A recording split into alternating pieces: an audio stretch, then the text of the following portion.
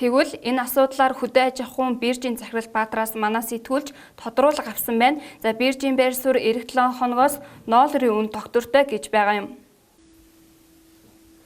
За тэгэхээр хөдөө аж ахуйн биржээс зариг шууд дамжуулж байна. За энэ жил бас энэ коронавирусын халдвартай холбоотойгоор за ноолуурын эрэлт нийлүүлэлт зам үнийн асуудал бол яригдж байна. За үүнтэй холбоотой за хөдөө аж ахуйн биржийн захирал Баатартай бид ярилцахаар ирсэн байна. Танд энэ өдрийн мэнд хүргэе. Ер нь бол одоо энэ хүчний энэ вирусын тархалтай холбоотойгоор энэ жилийн тухайд бол энэ ноолуурын бас энэ эрэлт нийлүүлэлт за мөн үнийн асуудал яригдж байна. Ер нь хөдөө аж ахуйн бирж дээр нөхцөл байдал одоо ямар ажлууд хийж байна? Энэ талаар ойлаа. Тийм. Ер нь энэ шинэ коронавирусын тархалтай холбоотойгоор энэ жилийн хувьд бас засгийн газраас онцгой анхаарч шийдвэр гаргасан. За малчтынхаа орлогыг бууруулах баг. Үйлдвэрээс чанар сэтэд түүхээ дээр хангах зорилгоор хөгжлийн банк их усураар хөгжлийн банк арилжааны банкудаар дамжуулаад үйлдвэр болон бусдад аж ахуйн нэгжид 3% хүнтэй мөнгөлтэй зээл болох шийдвэр гарсан. За энэ хүрээнд манай яам хөгжлийн банк бид хамтарч ажиллаж байна. За энэ зээлийн бол гол нь малчид төрөх гол зорилготой байна. За энэ жилийн хувьд бол онцгой жил. Яг бол нэгдүгээр нөвчний тархалт за энэ тийм дэлхийд даяар тэмцэж байна. Хоёрдугаарт бол манай орны хувьд бол сонгуул болно. Сонгуультай холбоотойгоор энэ ноолуурын одоо бэлтгэл борлуулалт дээр улс төржүүлэх хөдөл их гарч байна. Хажуурнууд бас энэ зэрэг нөхдүүд явуулга хийж байна. Тэгэхээр энд дээр бол одоо аймагуудын бас өнгөрсөн оны ноолуурын өмнө одоогийн зах зээлийн одоо урд үеийн хувьд зах зээлийн өмнө бол гарч байна. За мэдээж одоо Итали юм уу, Испани, Америк бол юун үйлдвэр ярих тий хүнд байгаа. Мэдээж хоёр байдал утгагаа болохоос 2 сарын дараа саргасан дараа мэдээж тэр үн ханш гараад үйлдвэр бол сэргэж эхлэх баг. За манай урд үеийн хувьд үйлдвэрүүд сэргээд ажиллаж байна. За тэгээд бол өдөр болгон бас ханш судалж байна. Тэгээд энэ аймагуудад бас усгын доод үн тогтоосон. За энэ юунаас шалтгаалж тогтож байна гэхээр одоо гол асуудал ноолуурын гарц. Энэ зөв аймагуудын хувьд л манай энэ зөв аймагуд Дорн Сүхбаатар хэмтээ бол ноолуур эрс самдаг. Тэгээд энэс үйлдэл хялгас багтаа гарц өндөр ноолуурын чанар сайн. За өнгөрсөн онд бол та мэдж байгаа энэ 103 аймагт бол хэлгэрэн ноолуур 138-140 мянган төгрөг хүрсэн. За энэ жилийн хувьд бас энэ коронавирусын тархалтай холбоотойгоор зах зээл бас буурна гэж тооцоолоод 100 аймагуудын доод үнэг л 30%-аар бага тогтоож байгаа. Өөрөөр хэлбэл энэ аймагуудын малчтаас бол 105 мянгаар ноолуур авна. Тэгээд баруун тийш явах тусам ноолуурын маань чанар өөрөөр гарсан багсж байгаа.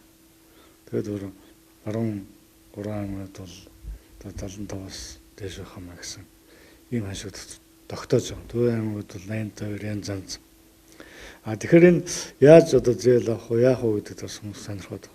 За зарим хүмүүс бол улс төржүүлээд зүүн аймгийг бол өндөр тогтоож байна гэж. Энэ бол тэр улс төртэй ямар ч холбоо байхгүй.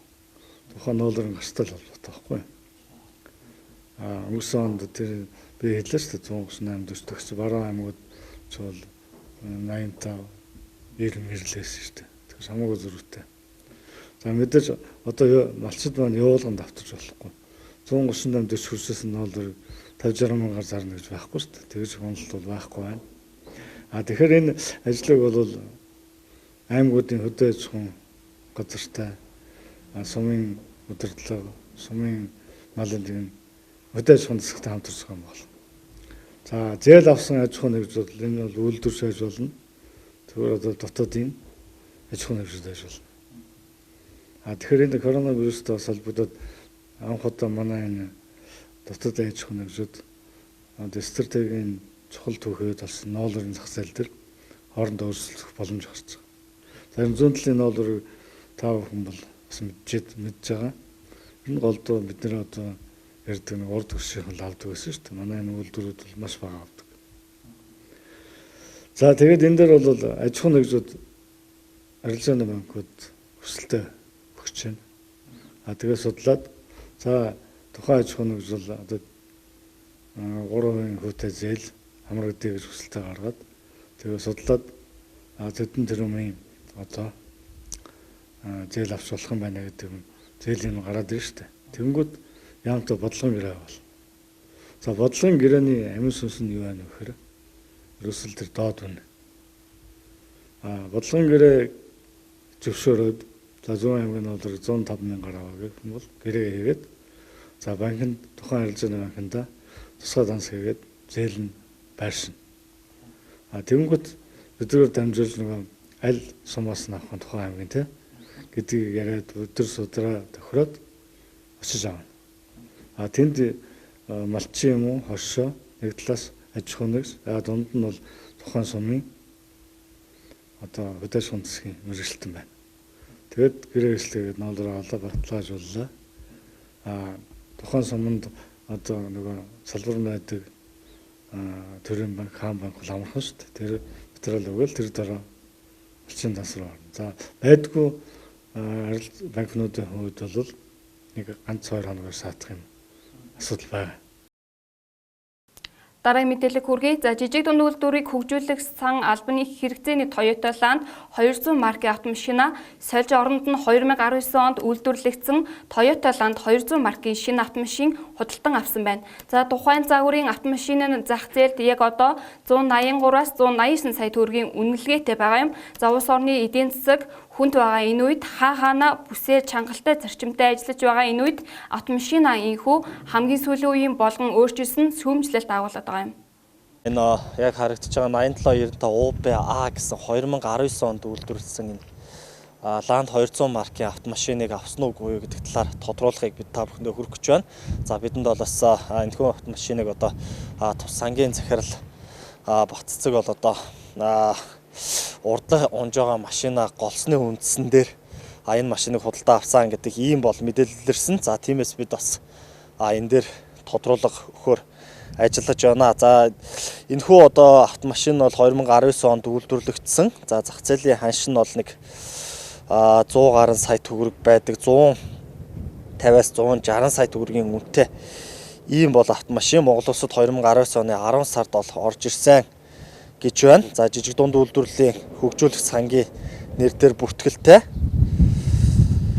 За тэгээд энэ талаарх мэдээллийг бид бас тодруулахаар одоо шууд амжуулалтаа хүргэж байна үзэгчтэй. Цангаас бол энэ Land 200 маркийн автомашиныг бас энэ даргын хэрэгцээнд авсан байж магадгүй гэсэн зүгээр мэдээлэл ирээд танахаас албан ёсны тайлбар авахаар ирж байгаа. Энэ одоо яг ямар машин бэ? Хэдэн хонд үйлдвэрлэсэн ямар машин вэ гэдэг энэ тал дээр та тайлбар өгч байна. Машин авсан талаар юм тий. Тэгэхээр энэ манай сан жижиг дундын сан маань 700-аад зээлдэгчтэй. Тэрний бараг 200 эрсдэлтэй. 18 аймгийн бараг 100 гаруй суманд зээлтэй. Тэгэхээр бид нөгөө энэ сангийн хэрэгцээ шаардлагын хүрээнд орон нутгаар маш их явах ажил үүдэг учраас сангийнхаа албаны хэрэгцээнд энэ машиныг авсан юм. Захирлын хэрэгцээнд бол авсан юм бол байхгүй. Манай дээр одоо бүртгэлтэй байгаа машин одоо таны асууж байгаа машин л байгаа. Бид нар туулах чадвар сайтай машин хэрэгтэй байна. Яагаад тэгэхээр энэ 170 тэрбумыг сангаас олгоцсон. Тэрний 49.6 тэрбум нь өнөөдөр эрсдсэн. 200 гаруй хүн зээлээ төлөхгүй. Тэр нь зөвхөн Улаанбаатарт биш 18 аймгаас бүгд зээл авсан. Тэгээд нэг жижиг дундын зээлийн маань зориулт өөрөө бодлогын зээл гэдэг учраас 2009-оос 18 оны зээлдэгч нар бол эрсдсэн учраас бид нар явахдаа дандаа аймгаас сумаас хаслагдсан газараар явдаг учраас энэ машиныг авсан баг. Энэ машиныг авсан талаар бүр тодруулбал бид нар байгууллагынхаа хэрэгцээг үндэслээд зээлийн хилцэл жишээ нь байн гадуур мониторингоор явдаг. Хууль тусгай активын хилцэл маань бас өөрөө орон нутгийн шүүхийн шийдвэр мөн орон нутгийн зээлдэгч нарыг зээл төлөвлөх талаар мэдээлэл хөрвүүлэх бусад ажиллагаа хийх талаар явдаг учраас энэ машиныг авах талаар бид нэр төрийн өмчийн хоороо сангийн яам, хүнс үдэ аж ахуйн яам эднэрлөө бид нар эрэлт хэрэгцээ байгаа талаараа байнга бичиг өгсөн үндсэн дээр энийг хууль журмынх нь хүрээнд төрийн худалдаа авах тухай хуулиараа мөн төрийн төсвийн тухай хуулийн хүрээнд энэ машиныг худалдаж авсан байна. Тендер шалгуулалт нь бүгд хуулийн дагуу холбогдох бичиг баримтууд нь хүртэл байж байгаа. Хизээ авсан машин юм болоо да. Энэ 19 оны 12 сараас 19 оны 11 12 сараас бидний хүсэлт яваад энэ маань хүсэлт шийдвэрлэгдэж явсаар байгаад процессын хувьд 3 сарын 10-нд авсан машин байна. 3 сарын 10. Сая. Тий, саяхан авсан машин гэсэн үг. Хэдэн төгрөгийн өртөгтэй машин? За энэ 172 сая гэдэг хаа. 172 сая төгрөг. Ер нь бол одоо ингээд энэ автомашин ингээд төсвийн мөнгөөс бас ингээд авч яана тийм шүүмжлэлийг бас өгч байна та. Тэгэхээр ер нь зүгээр одоо яг жижиг дунд үйлдвэрлэлийг дэмжих сан бол бас энэ жижиг үйлдвэрлэгчдийг дэмжих дунд одоо энэ үйлдвэр эрхлэгчдийг дэмжиж байгаад яагаад ийм өндөр өртөгтэй машин авч байгаа юм бэ гэдэг ийм асуудал байна л да.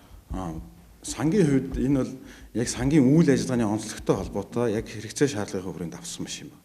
Энэ тухайлбал зээлэгч нарт олгох мөнгнөөс авсан тийм үйл байхгүй. Энэ төсвийн хэмнэлтээс зардлаас гаргасан сангийн яамнаас зохих зөвшөөрлийг авсан. Яамнаас зохих зөвшөөрлийг аваад байгууллагын хэрэгцээнд л авсан машин байна. Өмнө нь ямар машин ашигладаг байсан юм? Өмнө бид нар дандаа түрээсийн машин ашигладаг байсан. За түрээсийн машин ашиглахаар бид нар тэр эвдрэл гэмтлээс хаваад аюулгүй ажиллагаа талаасаа мөн олон машин бид нар түрээсэлж үтсэн. Тэгэхээр бид нар өөрсдийн хэрэгцээнд заавал зайлшгүй авах шаардлага үүссэн гэж байна. Ер нь бол зүгээр одоо 172 сая төгрөг гэдэг бол бас бага мөнгө биш гэж хэлж байна. Энийг л зүгээр жижиг дунд үйлдвэрлэгчдийг дэмжиж олоогүй юм уу иргэдэг шүүмжлээд байна. За энэ шүүмжлэлийг бол ингэж үзэж байна. Бид нар өнөөдөр 49.6 тэрбумыг барагдуулах гэж явж байгаа. Тухайлбал манай хууль тусгай ихтэй хилцэж гэж байж байгаа. Энэ хууль тусгай ихтэй хилцэн 49.6-га барагдуулчвал бид нар эргээд энэ барагдуулсан мөнгөөрөө бид нар буцаагаад жижиг дунд үйлдвэрлэгч нартаа зээл олгох хэрэгтэй болж байна. Тэгэхээр барагдуулахын тулд бид нарт ажиллах хүч, техникийн технологи бүгд хэрэгцээтэй учраас энэ хэрэгцээг үндэслээд авсан машин байна. Тогтмол гадуур бид нар өөр барагдуулах талаар байнга явж идэг. 18 аймгаар. Манай хилцэн мэрэгчнүүд 2-2-ороо баг болоод. Энэ манай хилцс болохоор нодлонгийн 4 сард байгуулагдсан. Энэ 49.6 гэдэг бол бага мөнгө бол биш. Тэгээ нийгэмч ил болцсон энэ хин яаж авсан, хэдэн төгрөгийн эрсдэл гарсан гэдгийг хүртэл хэвлэл мэдээллийн байгууллага нээлттэй болсон учраас бид нар энэ хүрээнд үр авалгаа барагдуулах хүрээнд л явж байгаа гэсэн. Энэ тэгэхээр одоо яг энэ сангийн нэр дээр бүртгэлтэй байх тийм жахт машин. Энэ сангийн нэр дээр. Тийм. Зээл тусгай активын хилцс 2 энэ машиныг албан хэрэгцээнд ашигладаг. Тэгээд байгууллага нэг машинтай байлаа гэхэд захирал хэрэглэн гэсэн тийм ойлголт байхгүй. Тэг яг 2 байгууллага 2 хилдээс ашигладаг машин гэсэн үг. Захирал албан хэрэгцээнд дээр нь хэрэглэх үү? Хэрэглэхгүй. Зүгээр энэ дээр бас захирал албан хэрэгцээнд хэрэглээд байна гэсэн юмхүү ягдас бид нэрсэн их сурвалжтай байгаа л да. Тийм байхгүй. Энэ бол ор үндэслэгүй мэдээлэл байна. Тэгэхээр бол энэ нөгөө зөрчлийн тухай хуулиар ч гэдэг юм уу, гэмт хэрэг 1 сарын 10-нд гарсан хуулиараа бид нар холбогдох газарт нь шалгуулъя гэж бодсон. Тэр мэдээлэл өгсөн этгээдэг. За баярлалаа. Тэгэхээр бид үзэгч та бүхэнд жижиг дунд үйлдвэрлэлийг хөгжүүлэх сангаас соёлын хэлтсийн дарга жаргал сайхнаас тодруулга авч хүргэлээ. Мэдээ үргэлжилж байна. За коронавирусын халдварын нөхцөл байдлаар эрүүл мэндийн яамнаас мэдээлэл хийлээ. За өнөөдрийн байдлаар манай улсын хувьд 1970 гаруй иргэнийг тусгаарлан ажилтнанд аваад байгаа юм. 5 иргэн эрдгэрч ажилтнанд орсон 25 иргэн халдвар төвчин судлалын үндэсний төвд хэвтэн эмчилүүлж байгаа юм. Тэгэхээр яг өнөөдрийн байдлаар дэлхийн нийтэд 1,979 мянган иргэн халдвар авч нас барагчдын тоо 126 мянгад хүрээд байна. Тэгэхээр манай Монгол улсын тухайд бол өчигдөр Оросын холбооноос амралтын өдрүүдэд Оросын холбооны улсаас ирсэн 260 гаруй иргэний 13 иргэнээс коронавирусын халдвар илэрч нийтдээ манай улсад 30 коронавирусын тохиолдол бүртгэгдээд байгаа. 5 иргэн эдгэрч өнөөдрийн байдлаар 25 иргэн эмчлүүлж байгаа гэсэн мэдээлэл байгаа. Тэгэхээр өчигдөр сонгогдсон эмнэлгийн тухайд 2 сэжигтэй тохиолдол илэрч төрөвчлсөн онцлогоор онцлоход бол шинжилгээний хариу нь эерэг гарсан байгаа. Дараа нь PCR онцлогоор онцлон үзэхэд бол хариу нь сөрөг буюу коронавирус илрээгүй гэсэн юм хариу гарсан байгаа. Тэгэхээр яг өнөөдрийн байдлаар бол манай улсад коронавирусын 25 тохиолдол байна. Тэгэхээр яг одоо та бүхэндээ эрүүл мэндийн яамнаас хийх мэдээллийг зариг юм шууд дамжуулан хүргэх болно. Гарч байгаа. За тархах одоо эрсдэл бол их өндөр.